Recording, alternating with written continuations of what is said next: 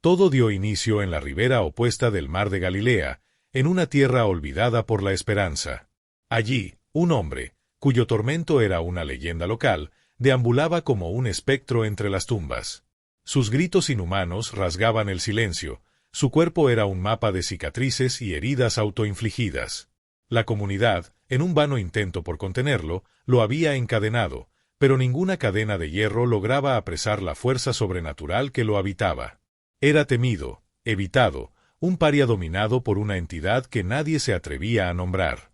Pero todo estaba a punto de cambiar con la llegada de un forastero.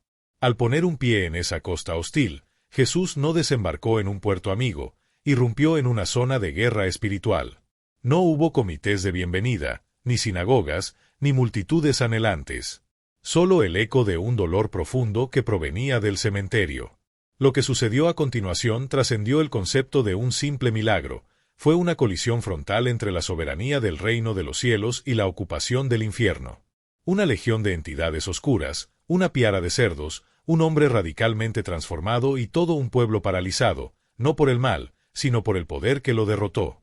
Este pasaje de las Escrituras es perturbador, sí, pero está saturado de una autoridad innegable. Expone la desesperación autodestructiva del mal, y en contraste, la autoridad absoluta y serena de Cristo. Hoy vamos a diseccionar este encuentro para desenterrar su significado más profundo, su mensaje profético y las realidades espirituales que se ocultan detrás de esta dramática escena del Evangelio. Si sientes que este mensaje es para ti, que hay cadenas en tu vida que necesitan ser rotas, te invito a darle un me gusta a este video para que esta luz llegue a más personas y a suscribirte para unirte a una comunidad que busca la verdad sin adornos. La narrativa arranca con Jesús y sus discípulos cruzando el mar de Galilea. A simple vista, un viaje más, pero esta travesía estaba impregnada de propósito divino. Justo antes, se habían enfrentado a una tempestad violenta, un caos que Jesús aplacó con el poder de su voz. El Evangelio de Marcos relata que él simplemente se levantó y le ordenó al viento, «Silencio, cálmate», y la furia de la naturaleza se rindió ante la calma de su Creador. ¿Por qué enfrentar una tormenta, cruzar a territorio gentil, a una tierra impura para los judíos?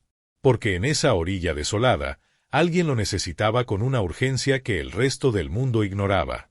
Un alma encadenada, rodeada por los símbolos de la muerte, estaba a punto de tener una cita con la vida. Apenas Jesús desciende de la barca, una figura demacrada, salvaje y cubierta de heridas se abalanza hacia él desde las tumbas. Imagina la escena, un hombre desnudo, con la mirada perdida, el cabello enmarañado y los restos de cadenas rotas colgando de sus muñecas, corriendo directamente hacia el recién llegado. Marcos nos detalla la magnitud de su tormento. Noche y día andaba entre los sepulcros y por los montes, dando voces e hiriéndose con piedras. Sus lamentos eran la banda sonora de esa región. Lo había perdido todo, su hogar, su dignidad, su mente, su propia identidad. Las tumbas no eran solo su refugio, eran el espejo de su alma. Se sentía muerto en vida, maldito, olvidado por Dios y por los hombres. Pero Jesús no llegó allí por accidente. Cruzó un mar embravecido con un solo propósito, rescatar a aquel que la sociedad había desechado. Donde todos veían a un loco peligroso, Jesús veía a un hijo amado, atrapado y desesperado por ser libre. Cuando Jesús desembarca en la región de los Gerasenos, ocurre el encuentro. Desde el corazón del cementerio, un hombre salvaje, desgarrado por dentro, corre hacia él.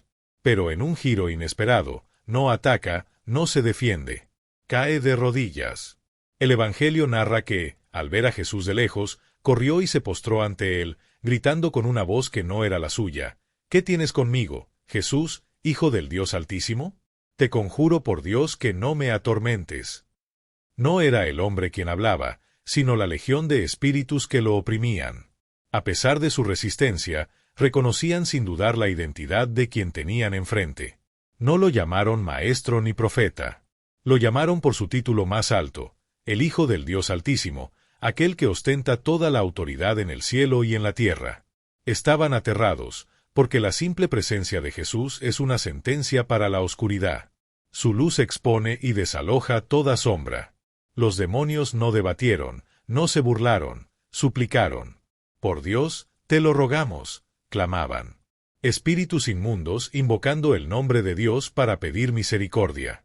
Sabían que el juicio era inevitable y que Jesús tenía la autoridad para ejecutarlo en ese mismo instante. Ante esto, Jesús no gritó ni amenazó. Con una calma soberana, ya había dado la orden: «Sal de este hombre, espíritu inmundo». Pero ante la resistencia, hizo algo profundamente estratégico y personal. Le preguntó: «¿Cómo te llamas?». Y con una voz escalofriante que parecía venir de las profundidades de la tierra, la entidad respondió: «Mi nombre es Legión, porque somos muchos». Una legión romana constaba de hasta 6.000 soldados, una fuerza organizada, disciplinada y brutal. No era un solo demonio, era un ejército de oscuridad habitando en una sola alma. Imagina miles de voces gritando, luchando por el control dentro de un solo ser. Con razón, ninguna cadena podía contenerlo. Sin embargo, a pesar de su número y su ferocidad, todos ellos estaban aterrorizados ante la presencia de un solo hombre, Jesús. Entonces sucede algo insólito, uno de los momentos más extraños del Evangelio. Jesús, de pie frente a este ejército de entidades impuras, ya ha dado la orden de salida. Pero en lugar de huir, los espíritus hacen una petición desconcertante: «Envíanos a los cerdos». ¿Por qué cerdos? ¿Por qué no simplemente desvanecerse o volver a los lugares áridos? Esta súplica revela tres verdades inquietantes sobre la naturaleza del mal. Primero, su verdadero temor. El evangelista Lucas añade un detalle crucial: y le rogaban que no los mandase ir al abismo. Su pánico no era solo por abandonar al hombre, sino por ser enviados a una prisión espiritual, un lugar de tormento sellado por Dios, conocido en griego como el Abisos, el pozo sin fondo. Temían ser juzgados y encadenados antes de tiempo, y sabían que Jesús tenía la llave de esa prisión. Segundo, su atracción por la impureza. ¿Por qué cerdos? Porque según la ley judía, el cerdo era el animal impuro por excelencia. Al pedir entrar en ellos, los demonios buscaban un recipiente que reflejara su propia naturaleza corrupta. La impureza atrae a la impureza, la oscuridad busca anidar en lo que ya está espiritualmente contaminado. Esa piara, probablemente criada para rituales paganos o para el consumo de los romanos en esa región gentil, representaba todo lo que estaba fuera del pacto de Dios. Y tercero, su objetivo final, la destrucción. Jesús les concede su petición. Y en el instante en que la legión entra en los cerdos, la piara entera, unos 2000 animales, se precipita enloquecida por un acantilado y se ahoga en el mar. Lo que era invisible en el hombre se hizo visible para todos. La locura, el caos y la pulsión de muerte que atormentaban a un solo individuo se manifestaron en una destrucción masiva. El enemigo no viene sino para robar, matar y destruir. Si hubiera tenido el control total, habría llevado al hombre al mismo destino que a los cerdos. Los animales, al ser poseídos, corrieron instintivamente hacia la muerte. Prefirieron la aniquilación antes que vivir bajo ese tormento. Pero el hombre, al ser liberado, se sentó en paz, vestido y en su sano juicio. La noticia se esparció como un reguero de pólvora. Los pastores de los cerdos corrieron a la ciudad, relatando no solo la pérdida económica, sino la increíble transformación del hombre al que todos temían. La gente salió a ver y encontraron al antiguo endemoniado sentado a los pies de Jesús, tranquilo y cuerdo. Lo que la fuerza, el aislamiento y las cadenas jamás lograron, Jesús lo hizo en un instante. Pero la reacción de la gente fue desconcertante. En lugar de celebrar, tuvieron miedo. No del hombre liberado, sino de Jesús. Y comenzaron a rogarle que se fuera de su territorio. ¿Por qué? Porque la libertad del hombre les había costado una fortuna en cerdos. La presencia de Jesús había trastocado su economía y sus prioridades. Prefirieron la comodidad de su oscuridad familiar antes que la luz transformadora y disruptiva de Cristo. Se dieron cuenta de que si Jesús se quedaba, todo tendría que cambiar. Y no estaban dispuestos a pagar ese precio.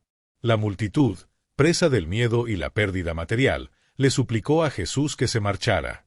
En agudo contraste, el hombre que había sido liberado de una legión le rogaba quedarse con él.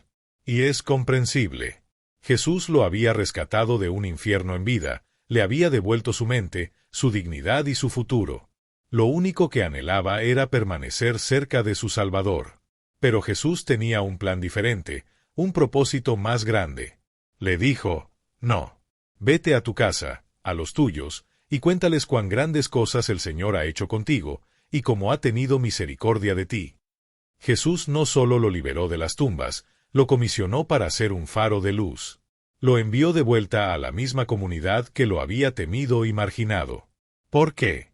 Porque nada testifica con más poder que una vida radicalmente cambiada. No le pidió que predicara teología, le pidió que contara su historia. Y el hombre obedeció.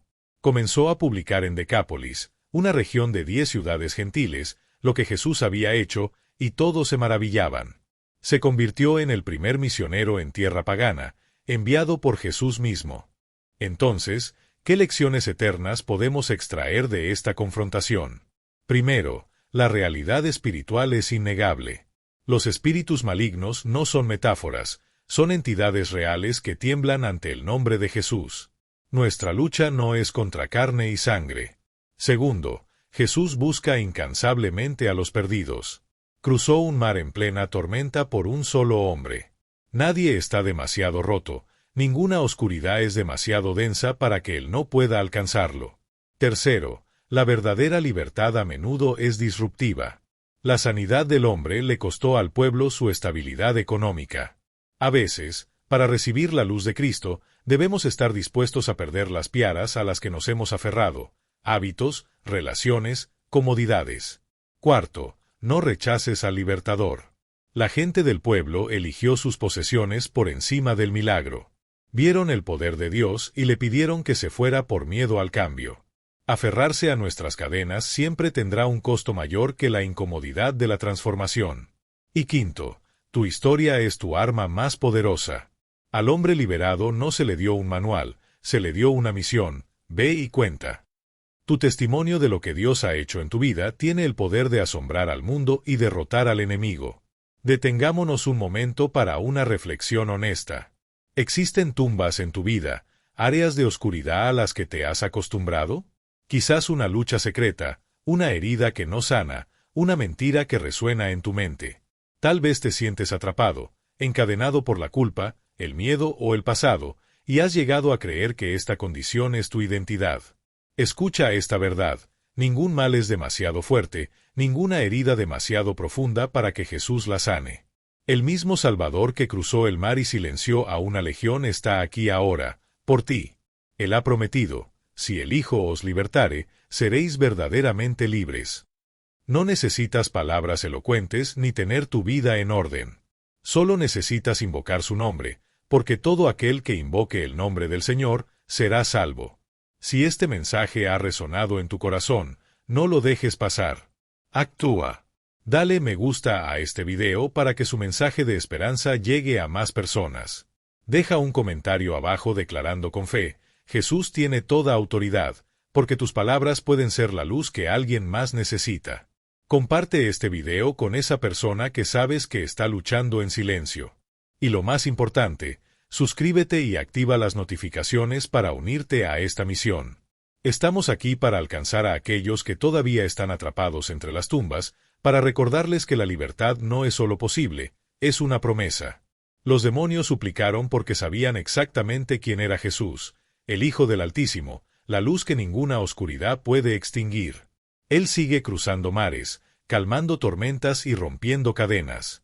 Lo único que tienes que hacer es dejarle entrar.